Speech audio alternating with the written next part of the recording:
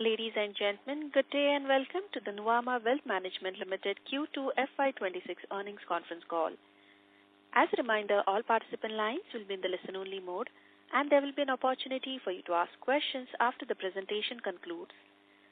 Should you need assistance during the conference call, please signal an operator by pressing star, then 0 on your touchtone phone. Please note that this conference is being recorded. I now hand the conference over to Mr. Ashish Kehair, Managing Director and CEO. Thank you, and over to you, sir. Thank you. Good afternoon, everyone. Welcome to the Q2 earnings call. And we really want to thank everyone for joining us, especially on a holiday. As always, I have with me my colleague Bharat, our Group CFO and Head of Strategy, the SGA team, our Investor Relation Advisors. I'll begin by summarizing the quarter and also share a bit of perspective on the market as to how we see it and the business outlook. Bharat can then take you through the detailed numbers, and then we can jump into the Q&A section. Just summarizing the results very quickly, we had a resilient Q2 performance despite the volatility and loss of that one large client. I think this reflects the strength of the overall diversified platform, which actually works in our advantage, especially when one of the businesses is going through a rough phase. I think the others are able to contribute, and we are back in the game. We were able to capture flows across asset classes in our wealth businesses, and we also saw strong synergies between wealth and asset management, especially in our commercial real estate fund. I'll talk a bit about that when I'm on the asset management section as to how the two are working really well together. Lastly, I think new client acquisition across all businesses were very, very strong, including asset services, which is why I think the recovery there has been stronger than what we had expected. Revenues overall for H1 grew by about 10%, and growth across most businesses except core capital markets, which is institutional equities and investment bank. But even in the investment bank, X of the large M&A deal which we did last year, which was in the public domain, the Pasami deal, there is growth if we remove that. Profit grew by about 8% year on year, and ROE stands nearly at 29%. On the overall macro, I think Indian economy remains steady and resilient, supported by the strong domestic demand. Post GST, I think the demand is really working well and has been able to counterbalance a lot of impact that was happening through tariffs. And now I'm told that even tariff is on the verge of being closed out. So I think the future looks better than what we have seen for the first 6 months.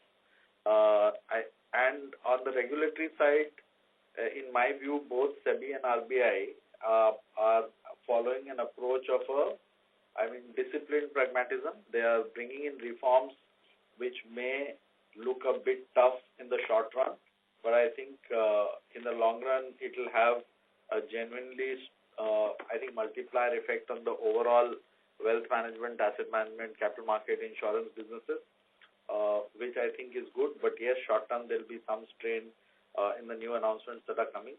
RBI, on the other hand, on what we saw, which they have done with banks, as specifically loosening up the capital markets exposure, which is, I think, really in line with the changing market trends. And hopefully they will follow it up with NBFCs also, is what our view is. Let's wait and watch in that side. And in fact, even SEBI, we are reasonably pleasantly surprised on the pragmatism which they are displaying now. I think all in all, the regulatory tonality has undergone a significant change, I would say, in the last 12 months, where they are able to balance both the need for regulation and being contemporary and changing with the need of the times, and also enabling an environment which will help businesses grow faster. Coming to our businesses, starting with Nuvama Wealth, and one of the key focus areas which we've been saying for the last 4 years now, which is managed products and investment solutions. I think numbers speak for themselves. The asset base grew by about 28 to 30%, depending on which starting point you look at. And the revenues grew by about 67% year on year. It's a clear reflection of the momentum that is getting built there, and also the conscious and deliberate focus of building that part and treating broking completely as a product, which is now less than, I think, 10-11% of the overall revenues. This quarter in the MPIs, we saw a reasonable amount of flows across the spectrum: managed products, alternates, fixed income. I think all the limbs were performing very, very well. It's now about 58% of our total revenues for this segment. On technology front, I think this business, as we've always maintained, gives the highest bang for the buck, because you're dealing with a large population of sales force and a distributed geographical presence with a large number of clients. So consistency, efficiency, any kind of improvement in whichever part of the value chain you see in this business, I think technology acts as a huge multiplier. On the client side, we've made significant strides and advances across the value chain. So whether it is investing or analytics or reporting, I think it will now be best in class in the industry for this segment. We now give family-level consolidated reporting, and when I say consolidated, it's truly consolidated. So it covers products like AIF insurance, general insurance, over-the-counter fixed income, unlisted assets, execution reporting, IRR computation at family level. At the convenience to be able to see it on both the mobile app and on the web platform, I think is industry leading in this segment. Also, we've done a lot of work on this also on let's say the delivery of I would say advice to clients, where again the objective is personalization at scale, because you're dealing with a large set of people. You don't want a cookie cutter. You don't want a cookie cutter kind of a solution. You want to build something in which it addresses the need of the client, and yet it is scalable. So therefore, and I think generative AI has come to a lot of help, at least in that space, where we've implemented our portfolios advisory solution.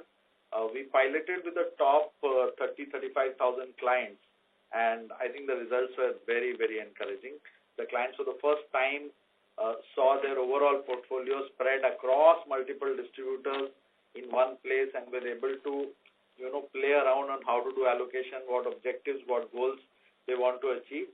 I think we'll really work on this to develop this further. Last quarter, and I think quarter before that, we spoke a lot on lending. FY25 was a year where we wanted to bring in the discipline in the product side and improve the ROE, which was done, and we said we will expand the book this year. You're seeing that getting reflected now. One quarter itself, the book size has grown by about 40%. Not reflecting in NII. I will talk in detail when I'm in the when I'm addressing one of the questions that why is NII not gone down. But I just quickly summarize. The book has gone up towards the end of the quarter or latter part of the quarter. And if you look at the overall drivers which have an impact on NII in a quarter, it's basically the average book. So average book was not up by 40. Average book would have been up by 22%. And that has a slightly negative impact in the quarter when the book has gone up, because under the RBI guidelines, you have to book the expected credit losses. Although there have been no credit losses in this book, but there is a standard provisioning which you have to do in the quarter in which end of period book has gone up. So that impacts.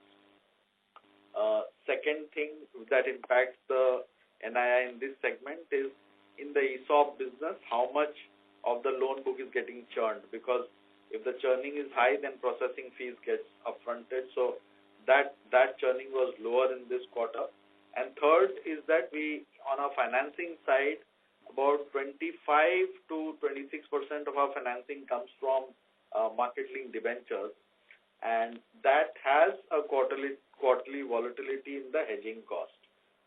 which could range from, minus 0.1% to plus 1%. So last quarter we were on the positive, this quarter is on the negative. So that swings the NII a bit quarter on quarter, but when you look at a full year basis, it contributes a positive delta of about 50 basis points. On the RM front, in this business, the approach we had taken for the last 3 quarters was to pause and stabilize the overall count. We are about 30% of the population with less than 1 year, which is a large mass, and the objective is to work on making them productive because they are less than 1x their fixed cost vis-a-vis rest of the population, which is about 4-5x their fixed cost. Second is that now we should not look at the count of RMs with the same lens because the composition is changing. Like we said, in the last 15-18 months, the RMs which are leaving maybe are of lower cost, and we are replacing them more with bank RMs which are of slightly higher vintage because our client profiles are also changing with a period of time. So therefore, now 1 incoming is equal to almost 2 outgoing in terms of productivity, cost, skill set, and everything. So the numbers may not be just, a plain reading of numbers may not give the right picture. Yeah, that's on the wealth side. Moving to Nuvama Private. I think there again, coming back to our key focus, which is the recurring revenue and recurring assets. Once again, numbers, as I keep saying, speak for themselves. The growth in the overall recurring assets continues to be decent. On a full year basis, again, we expect north of 25-26%. Half year continues to show that same momentum. About 2,400 crores or 2,500 crores came in Q1. But managed product within that was about 2,800 crores. So actually, if you look at managed product quarter on quarter, Q1 was 2,300, Q2 is about 2,800, which is more closer to our heart because the advisory asset, which is slightly down, is of a lower yield, if you will. So the second milestone which we wanted to share is that ARR assets have now crossed 50,000 crores. Effectively, we have doubled in 2.5 years. That's a CAGR of about 32%. Hopefully, we are able to sustain this in future. On the transactional side, we had a very good quarter this quarter, and I think the trend will continue at least for the next 2 quarters. Where this is where I was talking about the synergy between asset management and wealth management, where we were able to leverage on the syndication opportunities created by the commercial real estate fund. I have been saying that we are working actively on launching our credit in the asset management side, which should happen maybe in the next 6 to 8 months, which will add tremendous syndication opportunities, which some of our peers have been able to leverage very well in their businesses. That is right now missing for us, and I think that piece will also. But this commercial real estate gives you a sense of what we can achieve if we are able to synergize between the two across 2-3 asset classes, which is real assets and credit assets. Here on the RM front, our strategy has been consistent, deliberate, cautious addition, and we are happy to state that we continue that. We maintain that we will add about 15-16% a year, and over the last 2.5 years, maintaining that trend, we've added about 40% of the population in this business. We've also expanded geographically. On the international side, once our Dubai operations stabilized and we moved into operating break-even, now we have about 7-8 RMs there working full potential. We now expanded into Singapore because there has been client demand, local client demand, and even in Singapore, the team kept saying that, there is an opportunity, we should start stuff, and we have started. We started small. We've been cautious always on the international side, and we will be deliberate and conscious because costs are high As and when we see the opportunity, we keep ramping up. As of now, we feel both these markets offer a significant potential for us to expand. We are also looking to add another office in Dubai, which is outside of DIFC, because DIFC allows you to operate with a certain set of clients, which may not fit into the profile of Nuvama Wealth. It fits into the profile of Nuvama Private. There's another license that happens, which is an SCA license, which gives you license to operate on the mainland with the diaspora clients. That licensing we are now going ahead, and hopefully in next 3 to 4 months that should also be operational. On the asset management side, let me begin with our commercial real estate fund. We've now reached about 2,400 crores of fundraise, and our target size is about 4,000. We want to close it by, let's say, middle of Q4, by, say, Feb end, the entire 4,000. We are taking 4,000 as a target size. We are almost 30% deployed, and I'll talk a bit about the deployment in a second. Once we hit 60%, and hopefully that we should hit by, let's say, June next year maximum, it will be time to move to the next fund, which can either have a similar mandate or a broader mandate, because now we are more experienced as to how we should play this game. So hopefully in Q2 next year, our second commercial real estate fund will get launched. On the deployment side, last quarter we mentioned that we did our first deal. This was prime office space in Delhi, in Saket. We've been able to close our second transaction, which is a very, very large office space, fully leased in Chennai, in Porur. We bought this from Capital Land. It's a grade A asset, and a large deal. It was a total value of 2,600 crores, 1,300 crore equity value, 1,300 crores LRD, and half of that went to the fund and half of it was syndicated. On public markets, last quarter we mentioned that we're working on settling the performance, which is now done. Q2, the total gross sales were about 2.5x of Q1, but there was a big planned redemption of one large client on advance tax, which we lost. But now I think the regular redemption will be 10-15% of the AUM, so we will see accretion from Q3 onwards in that. And from a performance perspective, both of them now are operating in top tier. The key thing here to note is that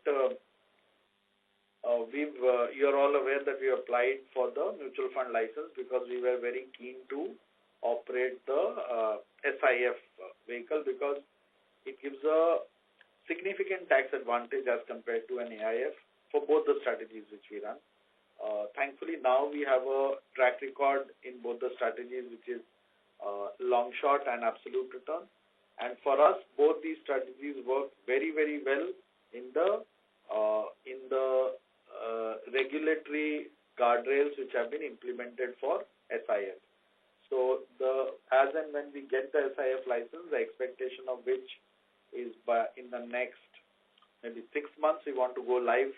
So April is where we want to go live. We will migrate this, which shall expand the target market base significantly, because you will come down from a 1 crore to a 10 lakh ticket size. It will open regular distribution across banks, other wealth managers, and IFAs. So we are actively looking forward to it. On private equity, deployment continues to be at full pace. On the private equity funds per se, very little deployment is now left. So we have started raising Crossover 4, our new pre-IPO fund, and there also we have done certain deployments. We are also looking at 3 to 4 exits very soon. 2 IPOs, DRHPs have been filed and should hit the market by, I think, one of them in November, one of them in December, and both ideally should list between 1.5 to 2x, so that will give a bump up to the NAV and hopefully will act as a catalyst to the fourth fundraise. The other 2 deals, again, banker appointment is in process, and the expectation of the team is by April to June, those 2 also will list. So these 4 itself will give a reasonable amount of NAV jump. I wanted to talk about the yield compression that has happened on the private markets. In our VDF, which is the other strategy where we deploy in venture debt, we have consciously taken a call because deployment got delayed. Deals were not coming at the right valuation. We did not want to risk the investor capital by putting it at any valuation. So we consciously said that for 3 quarters we will not charge fees, which is due to us, which is an impact of about 2 crores a quarter. And from April 1st, we will start charging it back. So it's a temporary reduction, which will come back from April 1st. And in VDF, we have about 600-700 crores of deployment left, and we charge fees as we deploy and not on the committed value. So as and when that 600-700 crores, which is, let's say, maybe you can take 25 crores a month to be the deployment to be done. So about say 9 months to 12 months we deploy full, and the overall yield there is about 60-70 basis points. So that addition will happen into the revenue which comes into the private markets. Coming to asset services business, I think this was the most anticipated and washed out after what happened at the beginning of the quarter when we lost that large client. I think resilience is clearly demonstrated. We basically recalibrated our entire strategy, and we looked at the existing clients and the new pipeline, both on the domestic side and on the international side. And our sense was, which continues, that by maybe middle of Q4, we will come back to the same levels where we were. 50% of the loss is now recovered. So let's say the client was contributing X revenues. As we speak, by end of Q2, 50% of that X is now recovered on a run rate basis, and the balance 50% will come maybe by January, February. So I think that reasonably brings us back into the game. On a half-year basis, the revenue is still grown YOY 5%. The fundamental thing which people keep asking here is on concentration. Now, you have to understand 2-3 things, that at a cross-section of time, concentration in this business will be there. So there are only 30-40 HFTs who are invested right now in the country. So by any Pareto principle, the top 10 will be contributing 60-70%, and that is the case for us also. But the key point is that the top 10 keeps changing every 12 months. Like if we see our own book, the top 10 contributors of FY23, which were let's say 60-70% then, are less than 25% now. Same thing, the top 10 contributors of FY25 would be less than 40% now. So if you understand what I'm trying to say, is that 3 years back there were 10 HFTs. You are now 35-40 HFTs.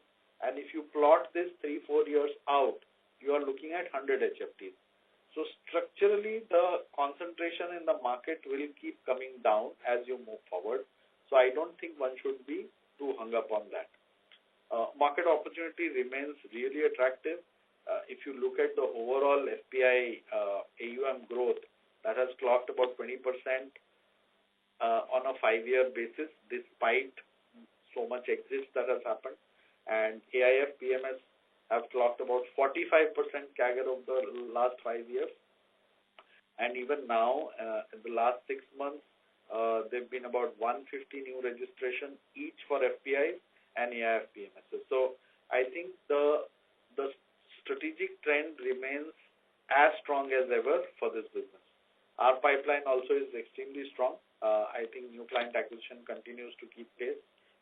People are now reasonably settled with the regulatory framework around derivatives and the stance of the regulator.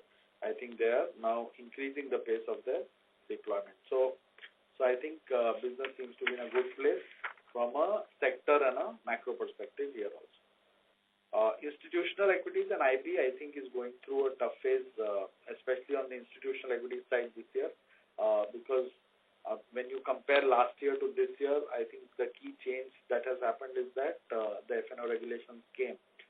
which has brought down the ADTO across the market level, which is now reflecting. And Q1 was extremely weak on the ECM side also. I think Q2 was a complete reversal. Q1 saw about 15 IPOs, Q2 saw 50. So there was a jump, and I think the trend will continue. And maybe once that stabilizes, you will see the secondary volumes also coming back. On the IB side, fixed income continues to shine. We retain our position as the number one banker for IPOs. We moved up one rank in private placements. We are now number 3. Just to remind, we were in the 20s about 3 years back. And with the inclusion of bond Indian GSEC in the index, I think the FPI interest has gone up significantly. So that part of the business has also gone up. So fundamentally, the business, which was about a 20 crore a quarter, has basically moved to 30 crores a quarter for us, which is a 33% jump. So combination of ECM plus fixed income, I think holds that also in a reasonably good state. Although on a full year basis, because of the Apaswamy deal last year, we may not see a significant jump, but I think trend-wise we are reasonably okay. I think that basically sums up our performance and outlook across businesses. I can now request Bharat to take you through the details of the financial performance. Bharat, over to you. Yeah, thank you, Ashish, and good afternoon, everyone. And Ashish, we discussed quite a bit in detail. So what I'll do, I'll focus on the key numbers as well as more on the console level so that we have enough time for the Q&A also. So as Ashish mentioned, overall in terms of the various moving parts of our businesses, what initiatives we are taking, how the client behavior is moving, how are we doing our geographical expansion, RM and all.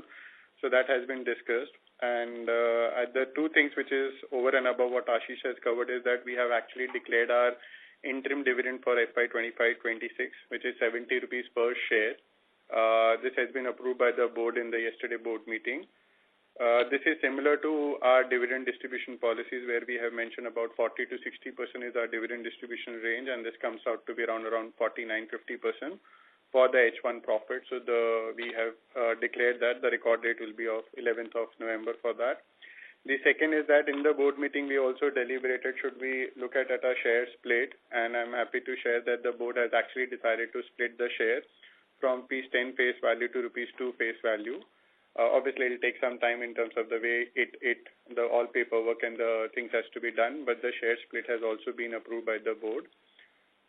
That's the two things which is over and above the quarterly performance which we have, which just Ashish updated. Having said that, if you look at the overall console number, so the console number are assets, client assets at around 4.4 lakh crore, which is obviously added by the net new flow which we've been adding over the last 4 quarters. So that has helped. That's 4.4 lakh crore. Overall revenue for the quarter was at around 772 crore, which is a 4% growth on YOY basis. But and this time the both wealth and the private has actually led the pack, wherein they have grown by 26% YOY. And now the wealth and private business contribution in the total revenue has touched 57% in Q2, which was 47% Q2 last year. So there is an absolute 10% increase in the wealth and private contribution to the revenue. Similar thing you will see in the PAT also. So the contribution has actually moved from 35% to 45% in the PAT for the company coming from private and wealth itself. So the strategy which we've been following is to focus and enhance our wealth and private franchise. That is playing in well. Overall, if you look at the cost is at around 437 crore, which is grown by 12%. 75% of this cost is employee cost, which is about people and variable cost of it. The OPEX, you will see that there is a growth in the OPEX, but for OPEX, my recommendation here is that last year we did around 410 crore of OPEX on the full year basis. This time, Q1 and Q2 average is hovering around at 110 crore. The way to look at our OPEX growth is twofold. One is that a 4 to 5% increase in the OPEX will happen because of the usual inflation. So the vendors' bills will go up as part of the inflation. The lease rentals will go up. That is like roughly 4 to 5% of the cost. But the balance 4 to 5% cost increase will come because of our expansion. As Ashish was also referring that we have opened new branches for say, wealth and private. We have actually expanded our DIFC office. We have actually now taken a lot more space close to our HO because we are, as we are establishing our mutual fund license, we need more space. So we have actually taken a lot more space closer to our HO, which will obviously come in the quarters to come also. But having said that, headline 10% kind of an OPEX increase, 4 to 5% inflation link, 4 to 5% linked to the business is what we can expect on a steady state basis. That's where the OPEX is expected to go. In terms of the overall PAT, it is 254 crore for the quarter, which was 264 for last quarter and maybe 258 crore for the similar quarter last year. And the ROE was at around 28% for the quarter. Again, my recommendation and the view on the PAT is that the same PAT, the same 250 crore PAT, what was there, say, last quarter and now, the composition is what makes the difference, and that is where I was saying that the composition of wealth and private has moved from 35% to 45% in the similar genre of the PAT. I think that is more relevant to know rather than attempt just the absolute change in the PAT per se over a quarter on a year on year. That's where I think as a business we are moving, and it seems on the right trajectory. Rest, Ashish anyways covered a lot of details in terms of the various businesses, so I would suggest that if we can move to the moderator to take the questions. Ashish, is that okay? Yeah, so we can move to the question. Thank you, everyone. Thank you very much. We will now begin the question and answer session. Anyone who wishes to ask a question may press star and 1 on the touchtone telephone. If you wish to remove yourself from the question queue, you may press star and 2. Participants are requested to use handsets while asking a question. Ladies and gentlemen, we will wait for a moment while the question queue assembles.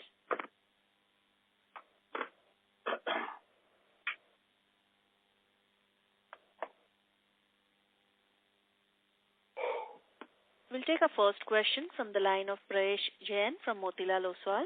Please go ahead. Yeah, hi, good afternoon, everyone. And congrats on a decent set of numbers given the challenge that we had on the asset services. So first question is on the asset services side, wherein the yield on has gone up in this quarter. Is it again because of that one lumpy client going away and these are more sustainable yields? Is that the way to think about it? That's the first question. Second question is on the flows front, where we have seen strong flows in wealth and private both. We think that this momentum can continue because in one of the segments it's like almost the amount of flows that you've done in the first half is equal to what you have done in the entire of last year. So how should we think about flows from here on in both wealth and private? And third is on the overall PAT, right? Bharat, you mentioned that we should look at the way the mix has been changing, but on an absolute basis, the PAT has been stagnant at about that 250 crore mark for the past 4 or 5 quarters. So, how should we think about the profitability moving ahead, going ahead? Those are my 2 questions. Thanks. Thanks, Prash. So first, on asset services, I think you have to look at 2 things in tandem. Essentially the yield and the assets. So what we've always maintained is that the earning assets, so there is one set of assets on which you earn custody fees and all that, which is one, and one on which you earn float. In the one which you earn float is typically the clearing clients where there is a split between GSEC and let's say bank deposits which come through us. Now that ratio keeps changing with the size of the clients. So when you saw the yields went up, you also see that the clearing assets have come down. So basically, yes, there is an impact of, let's say, that large client because that large client bought large amount of assets, so the ratio was skewed higher towards GSEC, lower towards deposit. If strategically we are able to get large number of smaller clients, the yields would be higher. But if, let's say, some clients comes in and then scales up significantly, then their ratio would change. So at least for the next 2 to 3 quarters, we can project the yields, and that looks to be in the range of 2.6 to my view, 3.2%. because we are in the acquisition mode of many clients, and then if, let's say, somebody ramps up, maybe it corrects, but when it comes down, there will be a simultaneous increase in the clearing assets. So that's that. On flows of both private and wealth, we are reasonably confident that it will continue. There is no one-off here. It's reasonably granular across different product categories. Maybe 10-15% up, down, that keeps happening in our business quarter to quarter. But if you ask me from a directional trend perspective, we don't see anything changing in the strength of the flows per se. And on PAT, like you, we also want to cross the 250 kind of a, I don't know, it's an artificial threshold which has come and something keeps happening. Hopefully now everything is behind us and we come back to our 20% growth trajectory from here on, because the rebasing of asset services should happen. I think 1 quarter has passed, and as I mentioned that in the next 3 to 5 months, we will recover fully what we lost from that client, and thereafter then it's again a upward move, which you will see in terms, because wealth businesses is anyways performing what it should do, even better, I would say. Asset management, as it keeps adding, it moves into break-even, and even if it does not, I'm saying the adjacency benefit that it brings to other businesses is significantly high. So as we add credit, maybe there will be some drag because new team will come and all that. I'm not so much concerned, but otherwise that 20-25% growth trajectory should be back once the rebasing of asset services happens. Got that. I will come back in the queue for more. Thanks. Yeah. Thank you. We'll take our next question from the line of Manas Agrawal from Sanford C. Bernstein. Please go ahead. Hi, thanks for the opportunity. Couple of questions around asset services and then on the split. Asset services, essentially, is there any phasing impact also, because assets have grown more than revenue despite yields going up? So is there like a back-ended cadence to asset accumulation within that business? That is A. B, can you help us understand where the cost to income sits for the period, because this is a slower growth quarter, so as to say, and historically my understanding is this business, you have operating leverage is favoring you. Third, this is hypothetical. If weekly was to go away, any indication of what clients would do behaviorally or from a financial perspective? That is on asset services. And on the split, my first reaction to that whole discussion around doing a split is it aimed at improving liquidity so as to facilitate potential exits for shareholders? That is my question on the split. Manas, can you repeat the first question? I didn't understand when you said assets have gone up faster. So I'm looking at the press release and I've not necessarily looked at the data book in detail at this point in time. Your asset services assets have gone up 15%. Your asset services revenue has gone up 5%. We already discussed it. You're comparing year on year. Yes. Actually, year on year closing assets in asset services is down 15%. Okay, my mistake over there. So we can skip that question. That is fine. That bridges the gap. Cost to income and any potential impact on weekly expiry, and then the split. Got it. So cost to income broadly, I think the range there is similar. So overall, if you look at the segment of asset services and capital markets put together, last full year was 40, Q1 was also 40, Q2 is also 40. Because there is some amount of control you have on the cost side, especially the variable employee cost, which moves in line with the revenues. So the range at which you operate in cost income will be between 38-39% to 43, 44, 45%, unless there is a massive deterioration in the capital markets business. Otherwise, this is the range we'll operate in. So I think, and going forward, as we add clients and the rebasing happens because of the loss of large clients, we will come back to the trajectory of operating leverage. So you will see improvement happening from Q1 next year onwards. The split actually was long overdue in the sense we've received a lot of representation from retail investors and all that. And when we analyzed our own book, out of some 2-3 lakh retail investors which we have, more than 70 or 80% hold less than 10 shares. And I think more than 50% hold less than 5 shares. So there was a lot of this thing, which we then said, okay, let's just go ahead and do it. It will have no bearing on exit planning for, let's say, a PAG. Because if you look at how a PAG exits, okay, I'm just talking about the theoretical modes of exit. The most basic is selling blocks in the market. Now, selling blocks in the market happens to institutions, nothing to do with split. Second is selling to other private equity or strategics, which also has nothing to do with split. So, exit of the shareholder and split actually do not have any correlation whatsoever. If you look at the peer group, and when we saw the peer group, everybody has split, everybody trades in that 1,000, 1,200, 800, 900, except maybe Anand Rathi, which has also done a split.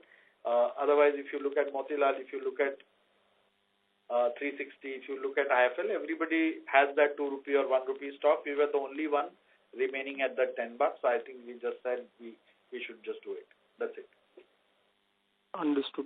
Any discussion around weekly expiry potentially going away? So it depends on what weekly converts to. And see, this is one thing which we realized is that like the world of macroeconomics, there is no ceteris paribus here. There are too many moving parts, right? So like if you see the volumes that are happening in MCX, we would not have imagined that 2 years back. That is picking up. There is discussion around GIFT, Nifty and volumes there, how they will bring back. So let's say weekly moves to fortnightly, I don't think too much will change, because the way you look at it is that if I have $100 to deploy, I will still deploy $100. So, and if you divide the earning of the intermediaries who make money by trading in derivatives, I would split it in 2 buckets. One is brokers, actually 3. One is brokers, second is exchanges, and third is custodian and clearing agents. Brokers and exchanges will get impacted because they earn on transaction, number of transactions and transaction volume. Clearing and custodian does not get impacted that much because they earn on the position. If your position size is still there, you will require collateral, you will require margin. If you require margin, the earning of the custodian and the clearing agent is consistent. So that doesn't change. So that is how we look at it in terms of overall impact if weekly were to go. Understood. Thank you. One last question. Sorry, you brought up MCX, so I am asking. Your clearing license is across asset classes, or is it only some asset classes? Yes. No, across. Okay. Thank you. Thank you. Ladies and gentlemen, in order to ensure management is able to answer queries from all participants, kindly restrict your questions to 2 at a time. You may join back the queue for follow-up questions. We'll take our next question from the line of Dipanjan Ghosh from Citi. Please go ahead. Hi, good morning, sir. Hope I'm audible. A few questions from my side, maybe one on each of the segments. First on Nuvama Private. Can you break up your recurring AUM and flows between corporate treasury and ex-corporate treasury for 2Q and 1H? And you also mentioned on the TBR pipeline, so, going kind of sustaining in 2H also. So should we expect a 2Q run rate or some moderation to that? Second, a data keeping question on the... Yeah. Just 1 second. I'm just noting down corporate treasury and transaction. Yeah, go on. Yeah. On the ANC business, just wanted to get some color. I mean, you mentioned that some of the deals are nearing their exit. So should one expect carry booking gradually, or do you want to kind of defer it over the period? And last question on your capital markets business, in terms of the IBIE, first is if you can split it between IBIE and also, let's say hypothetically, if all of your primary market deals were to convert over the next 12 to 18 months, what sort of revenue quantum can one really expect in that business? So, private, let me start. Corporate treasury is actually negligible in both Q2, H1. Actually, Q2, there was a loss on an outflow of about 300 crores from a corporate treasury. Rest all is non-corporate treasury. Transactional income, if you see the way we look at it, is that we should see an almost 15 to 17% growth over last year. And once we look at H1 numbers, that basically gives a sense that Q3, Q4 should be order of magnitude between 75-80 crores as against the 100 crores of Q2. AMC carry, we don't accrue. We typically book only when it gets realized at the end. So this exit, we will not lead to a booking right now, no. See, once our commercial real estate fund moves into that zone, we will start doing an accrual and booking. And once we launch credit, these two asset classes render themselves more to a carry, accrual and booking. Our sense is that on equity products, we still want to be conservative and want to do it more towards the end and not do an accrual or a estimated probabilistic accrual. As of now, that's our stand. Capital markets, IB plus IE, it keeps changing, Dipanjan, but broadly from a profit perspective, if let's say both put together contribute in a year about 20% of the profits, then anywhere between 12-13% comes from IE and 7-8% comes from IB. And the last question was if all our ECM deals were to convert. So you are assuming a probability of 100%, then the revenue is 250 crores. If I apply probability, which we do, then it comes to about 150 crores. Got it, sir. Just one question on the regulations part. I mean, if this consultation paper from SEBI on MS side were to go through, I think we also don't get color on the exact details of the business, but on your IE business and on the distribution about income 20 across to 25 crores, about 20 to 25 crores on top line basis. If it goes exactly in the shape and form it has come, and we charge zero on research. So assuming that you don't charge anything on research and you charge only 2 bips, derivatives is already less than 1, so no impact. And on cash side, there is a blend of DMA, non-DMA. So we are not at 12 bips. Nobody is at 12 bips except people like yourselves who are MNC brokers. So we would be lower, much lower. If this settles anywhere around 5-6 bips, we will actually benefit than lose. And on the distribution front, I mean, the similar circular, any effect on distributor commission? Not to us. Our total MF income is still quite low. I mean, both businesses put together would be less than 5-6% of our revenue, so not too much to us. I think people who are higher on distribution and MF, they will get impacted on that 5 basis points depending on how the split is decided. But for us, no. Right now, no. Just to be clear, this 20 to 25 crore was on an annual basis, right? Yes. Got it. Thank you, sir, and all the best. Thank you. Thank you. We'll take our next question from the line of Lalit Dev from Equirus Securities. Please go ahead. Yeah, good afternoon, sir. So just 2 questions. One, so we have seen a good increase in the lending book in this particular quarter, but however, the margins have declined like from 6% to around 4.4%. So anything particular to read over there? And secondly, Go on. Yeah, so and secondly, like in the wealth business, as compared to the previous last quarter's presentations, that RM count seems to have declined from 1,200 to 1,100. So, are we seeing some aggression over there in the same? Yes. So on the lending book, like I said in my opening remarks, you have to see 3-4 things. What impacts the NII? One is basically the most basic is the composition of the book. So that part has no impact. I'd say how much is margin financing, how much is loan against shares, how much is ESOP, margin financing being the most profitable. But that for us has remained consistent. So that has not had a bearing. Second is that what proportion of the ESOP books churns in a quarter. So let's say you exercise ESOP, there is a processing fees charged that gets amortized over the period of the loan. Now you've taken a loan for say 6 months or 1 year, amortization will happen monthly, but you happen to sell your ESOP in the second month, then in that one the entire realization is booked. Now when the underlying stock price moves faster, we see behaviorally people exit their ESOP loans faster and processing fees gets booked faster, which happened in some of the underlying ESOPs for us in Q1, and the reverse of that happened in Q2. So it's just a timing difference. And the third, I think, more important thing is when our book size increases, you have to see the timing. If the timing is towards the latter part of the quarter, then it acts as a negative in that quarter because we have to book what is called expected credit losses as per RBI, and that booking is done on the end of period book size basis.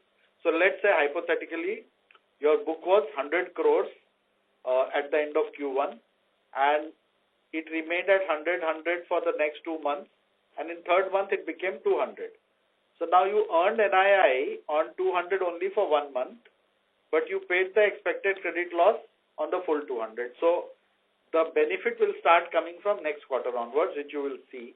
So that ECL or expected credit loss was high. And the third is again a timing difference of the profit or loss that happens on MLD hedging. So we have about 25% of our borrowing that comes from MLD, and that hedging can move plus minus 0.5%, plus to minus, which is a 1% range actually. And in Q1, Q2, we moved from plus to minus. Q3 expected, again, we'll move back to plus because on a full year basis, you end up on making a 0.5% profit, which reduces your cost of funds. So I think these are the three things. Hopefully in Q3, Q4, you will see an uptick on NII, which will happen, which will benefit the business, the cost income, productivity, everything. On wealth RM also, Lalit, I mentioned, you remember that we are changing the composition of the RMs. What we had earlier on our full population basis, we are upgrading them almost by 70-80% fixed cost basis. So numbers may not actually talk to each other. If I lose 2 RMs of say 7 lakhs, and if I hire 1 of 14, I am at the same level because productivity of 5x will deliver the same revenue, but my OPEX goes down, my training cost goes down, my supervisory, everything else goes down. So that is the transition that is happening. But having said that, Q3 onwards, we will start adding RMs on a net basis also, which you will see from next quarter results. Yes. Thank you. Thank you. We'll take our next question from the line of Sanket Godha from Avendus Spark. Please go ahead. Yeah, thank you for the opportunity. Ashish, my question is more on, again, on the net flow number. So last time when we spoke, when in the last call, you highlighted around 25,000 crores of flow happening in 26. And we already are closer to 13,000 crores in 1Q for all products put together. So you still want to maintain that guidance, or you think it will surprise positively? And if it's the case, then which segments can be doing? That's first question. And the second thing, just wanted to understand probably a bit of color on your asset clearing business. Whether your HFT guys are predominantly Nifty guys or they even do lot of Sensex. The reason I'm asking this question is that the Sensex in general as an index has been taking a lot of market share. Whether your participants or HFT clients are heavily skewed towards Nifty or they have a equal or they move in line with the industry, how Sensex contribution has gone up for the industry. So these are the two questions. So on the first one, Sanket, I think right now, so we feel that it will be in the lines what we had guided earlier, which is 25,000-26,000 crores. If we happen to launch a few more products in asset management, that could lead to a positive spin there, or maybe both the wealth and private businesses can add a bit more, but I don't want to build that anticipation right now. On HFT, I think your assessment is reasonably accurate, that they actually move in line with the industry, because see, they ultimately will follow where the volumes happen. They have to do that, otherwise, and whichever segment will produce volumes, they have to chase that. They don't have a choice, because that's where their algos will work, because they need volumes to work. So, in fact, most of them operate across both and are split across both, and in general will move in line with the market volumes between Nifty and Sensex. Understood. And lastly, Ashish, this SIS thing, what you mentioned in the opening remarks, so is it fair to say that the day SIS will go live, then given tax angle you mentioned, is it fair to say that your AIF money, which is sitting in public markets today in AMC business, will largely get directed, or sales will happen more there? And if it is the case... Yeah. That is by far the desired end outcome only. Even if the client doesn't shift on their own, we will make them shift, because it is superior for them. And the yields or your realization, which is around 60 bits on the public markets today, that number will still hold up, or it will be better relatively from your perspective? So basically, if you look at it from a 2-year perspective, I think it will go up, because we will add a larger number of distributors. We have now more performance on the belt. So in both these categories, from a performance perspective, we are really the top players across the board. So I think it will start. Right now, the issue is that many of the retail-oriented or affluent-oriented distributors are not able to touch our product because of the minimum ticket size. That changes. So hopefully the yields will inch upwards. Understood. But you might be enjoying carry in the larger ticket size, right? So that advantage will go away. Okay. See, the carry also brings down the fixed fee, no, Sanket? Understood. And anyways, we like fixed fee more than carry, because certainty is higher and everything is higher. And even for the distribution community, the fixed fee product works much better than the carry product, because it brings more predictability to their revenue streams. Understood. Thanks for the answers. That's all from my side. Thank you. Next question is from the line of Mohit Mangal from Centrum. Please go ahead. Yeah. Thanks for the opportunity. I've got 3 questions. My first question is, if you see the net new money within the wealth segment actually saw a big jump from 2,800 to 3,800 odd crores. So was this because of the increasing wallet share from old clients, or the newer clients contributed to this increase? Second question, you explained that, the transaction income within the private division grew abnormally higher because of the syndication opportunities. So safe to assume that your transaction would grow higher than ARR, and that, that ARR as a percentage of the segmental revenue would be less than 50%. And my last question is basically I was looking at your consolidated balance sheet, and the loans and investments has seen a big increase. So what could be the reasons for that? Yeah, that's it. So first one, in wealth, 28 to 3,800. I think the contribution from deepening of existing clients is higher than new. Typically for us, that's the case. In certain certain quarters, only new clients contribute more, but in a general basis, you have a larger pool of existing clients. So if you take the full revenue and full flow and split between the two, the contribution from existing will be higher. On private, let me give you a bit of color on the transactional income in general, and then we can go into the specifics. See, in private, transactional income is basically driven by 4 or 5 drivers. One is your classic brokerage, then your fixed income and MLD, MLD being very, very minuscule, fixed income largely. Then you have unlisted shares, and last is syndication. So if you look at 100 rupees of, let's say, transactional income, almost 70 to 80 comes from BAU, which is brokerage and fixed income. Okay. Only 20 to 30 will be, this is what we call episodic, which is unlisted, and syndication. And episodic syndication for us now, because I keep saying we don't have credit funds, so we work with external credit fund managers where the deal supply is slightly more sporadic.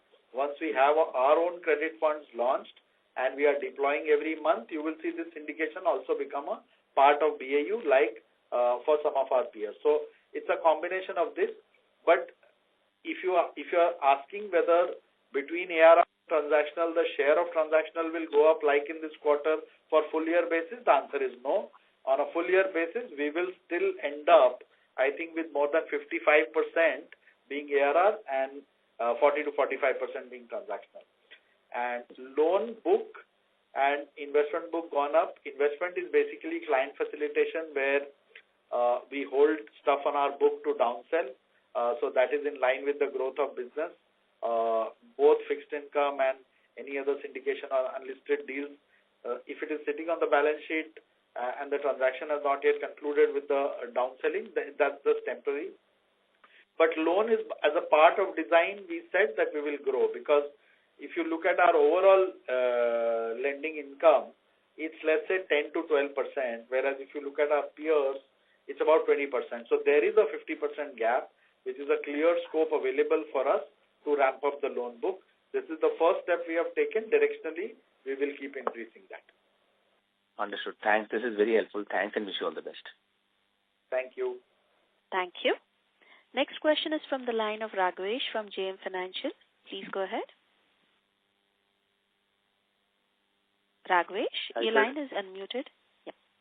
Yeah, hi sir. Thanks for the opportunity. So I had one question on the wealth space.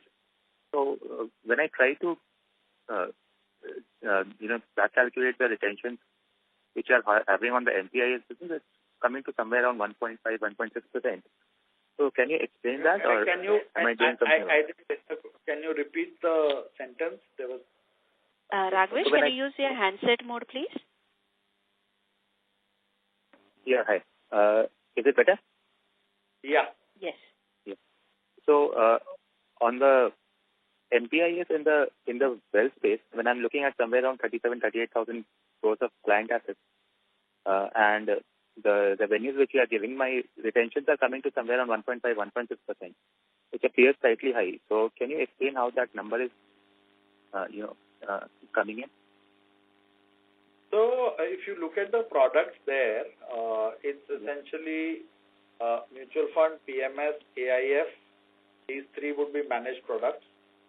And there, depending on the underlying asset class, the yield could range between 70 basis points to 1.2%, depending on the product class which we are dealing with. On a blended basis, maybe we hit about 90 basis points to 1%.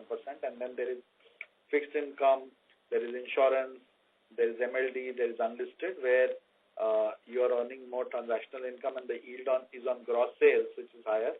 Combination of these two essentially gives you that 1.5, 1.6, which is broadly in line with, let's say, what, if you look at an Anand Rathi Wealth also makes, it's similar to that range.